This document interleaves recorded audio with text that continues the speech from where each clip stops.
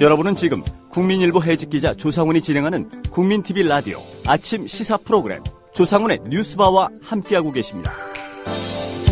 네, 목요일 오보의 역사 시간입니다. 2012년 여름을 뜨겁게 달군 나주 초등생 납치 성폭행 사건, 다들 기억하실 겁니다. 조선일보가 사건 발생 직후에 바로 이 사람이 범인이다 이렇게 주장하면서 한 남자의 사진을 일면에 게재했습니다. 그런데 알고 보니까 이 사람은 범행과 전혀 상관이 없는 엉뚱한 사람이었습니다. 미디어오늘의 정철은 기자와 함께 이 오보 사건 오늘 짚어보겠습니다. 안녕하십니까? 안녕하세요. 예. 일단 간략히 설명을 드렸는데요. 문제가 됐던 그 사건부터 좀 살펴보겠습니다. 대부분 국민들이 나주 초등생 납치 성폭행 사건 이렇게 알고 있는데요. 어떤 사건이었죠? 예, 일단 지난주 27일이었죠. 이날 법원이 성폭행범 고종석 씨에 대해서 무기징역 확정 판결을 내렸는데요. 예. 고 씨는 2012년 8월 30일에 전남 나주시에서 자고 있던 A양을 이불 채로 납치해서 성폭행하고 목졸라 살해하려 한 혐의로 구속 기소됐습니다.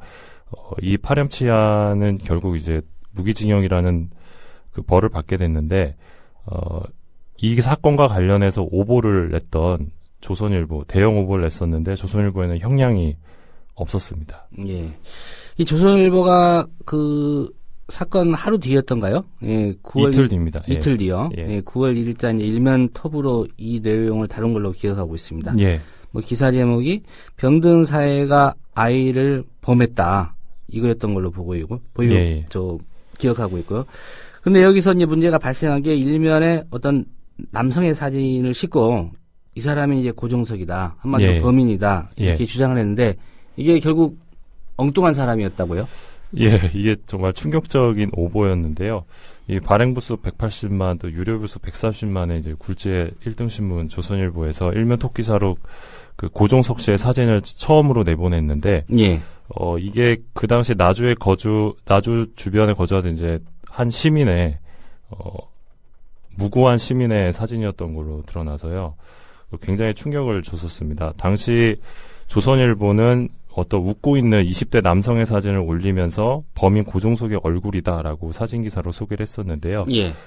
당시 해당 보도를 두고 온라인에서 이 고종석 씨가 아니라는 그런 이야기가 돌면서 저희가 확인을 했었고요. 그 결과 오보라는 사실이 드러났었습니다. 예. 당시에 이제 오보가 밝혀지고 나서 조선일보가 사과보도나 어떤 정정보도 같은 그런 과정은 거쳤습니까? 예, 일단 다음 주 월요일자, 그러니까 3일자 지면에 조선일보가 사과문을 냈었고요. 잘못된 사진을 게재해서 피해를 입은 분께 깊이 사과드립니다라고 밝혔습니다. 그런데 조선일보의 해명, 그러니까 사과문에는 대다수가 해명 위주였는데, 예. 고종석의 모습이 비쳤던 호송 사진, CCTV 화면 등을 확보해서 경찰과 고종석 주변 이웃 등을 상대로 여러 번 확인을 한 결과 이 사진이 고종석이 맞다는 증언을 확보했었다라는 식으로 해명을 했었고요. 예. 그 다음에는 3일 뒤인 6일날 이 사건에 대한 책임을 지고 당시 사회부장이었던 정권현 사회부장이 경질됐고요. 예. 양상훈 편집국장은 스스로 자청을 해서 경고징계를 받았었습니다. 예. 근데 한 가지 궁금한 게, 예. 이 사진은 어떻게 입수를 한 겁니까? 촬영을 한 겁니까? 입수를 한 것이고요. 예. 제가 기억하기로는 젊은이들이 주로 이용하는 싸이월드와 같은 개인 미니홈피 같은 데서 사진을 구했던 것으로 알고 있습니다. 예. 그러니까 취재 기자가 그걸 구했군요. 예, 이 당시 상황을 좀 더 정합해보면, 당시 사회부 데스크에서 기자들을 압박하면서 빨리 이 고종석의 사진을 확보하라. 예. 하면서 이제 데드라인을 마감 라인을 촉박하게 줬던 것으로 알고 있고요. 그래서 기자들이 새벽까지 확인을 해서 사진을 송고했고 그게 결국 오보로 드러나는 그런 참사가 일어났던 것으로 알고 있습니다. 예. 이제 사과 보도와 일정 부분의 인사 조치가 있었다 이렇게 설명을 해주셨는데 이제 여기까지가 조선일보가 한 공식 대응이었다. 그리고 이게 과연 이 정도로 끝날 사안인지 그게 좀 궁금한데 어떻습니까? 이 정도 사안이면 그러니까 제 생각에는 편집국장이 경질되거나 아니면 사주가 나서서 사과하거나 더 나아가서는 언론사가 문을 닫을 수도 있는 사안이라고 생각을 하는데요. 예. 당시 사건을 두고 김준현 그 민주언론사회를 변호사 모임의 언론위원장이 다음과 같이 말했습니다. 이 사진으로 인해서 한 사람의 인생을 파괴한 이 사건은 조선일보가 문을 닫아야 할 만큼 큰 사건이다. 라면서 이제 국민의 알 권리가 언론에게 면책권을 주진 않는다라고 비판을 했었는데요. 예. 당시 사회적 여론 또한 조선일보에 대해서 우호적이진 않았습니다. 그래서 이 사과문과 또 사회부장 경질 정도로는 끝나선 안 된다라는 의견이 있었는데요. 이 부분과 관련해서 또 주목해 봐야 될 점은 당시 조선일보의 한 관계자가 저한테 이런 얘기를 했습니다. 방상훈 사장이 특종 욕심을 내려다 오보를 내면 안 된다. 깊이 있는 분석과 의미 있는 비판을 해야 한다라고 기자들에게 지적했다라는 이야기를 저한테 굳이 했었는데 예. 요 맥락은 그거죠. 이 엄청난 오보 사건과 방상훈 사장은 관련이 없다. 예. 그러니까 이런 부분들을 보면 조선일보의 대응이 좀 적절하지는 않았던 것으로 보입니다. 예. 해당 기자에 대한 뭐 징계는 없었습니까?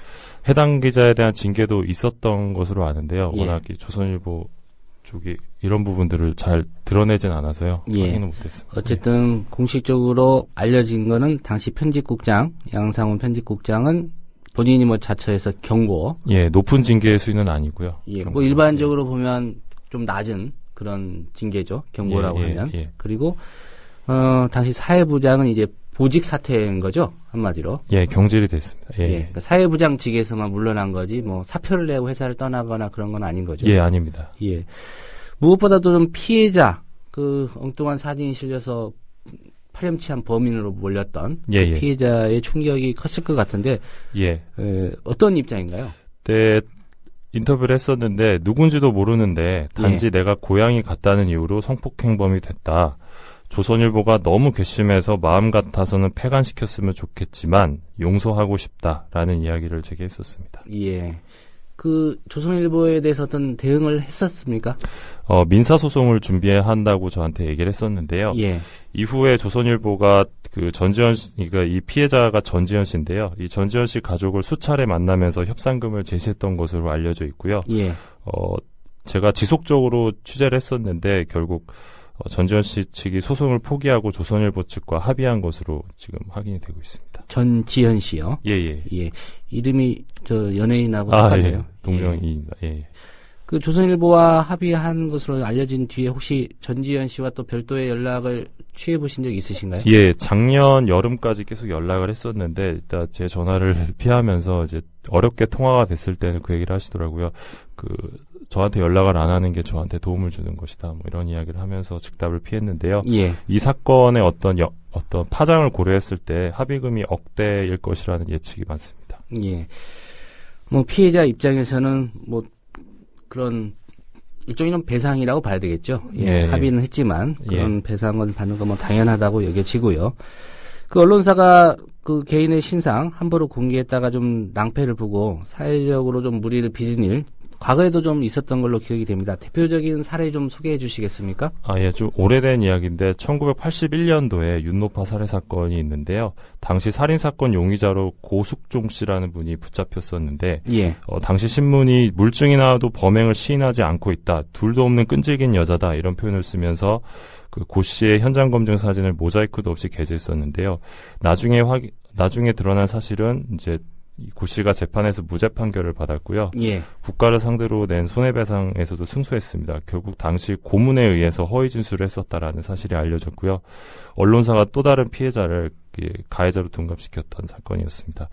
그러니까 언론사가 신상을 공개한다고 해서 범죄를 예방하는 효과도 없고요.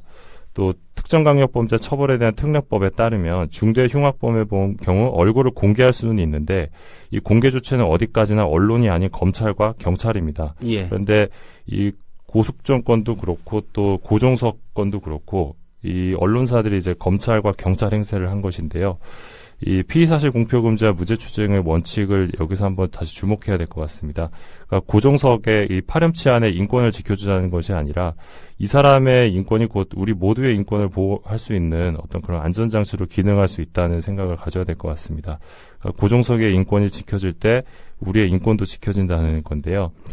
그러니까 조선일보를 비롯해서 많은 언론들이 이렇게 여론에 기대서 여론 재판을 하는 경향이 있는데 예. 신상 공개는 또 여론 재판의 한 징후이기도 하고요. 근데 기자라면 이런 것들을 경계해야 된다고 생각을 합니다. 예. 강호순 경우에도 뭐 이런 논란 끝으로 예, 예. 공개된 것 같고요. 김길태 건도 그랬고요. 예, 예. 예.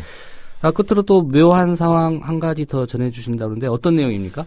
당시 이 사건으로 경질이 됐던 정권현 사회부장이요. 예. 작년에 화려하게 재기에 성공하셨는데요. 그 정권현 부장께서 작년에 특별 취재 부장을 맡으시면서 최동욱 전 검찰총장의 혼외자식 보도를 진두지휘하셨고요. 예. 그 결과 이제 작년 말에 그 조선일보에서 받기 어려운 1급 특종상을 받으면서 화려하게 재기하셨습니다. 예. 이 사건으로 경질됐던 사회부장이 최동욱 검찰총장 혼외 아들 의혹 보도 1급 특종상. 예, 이 보도를 주도하셨던 분입니다. 예.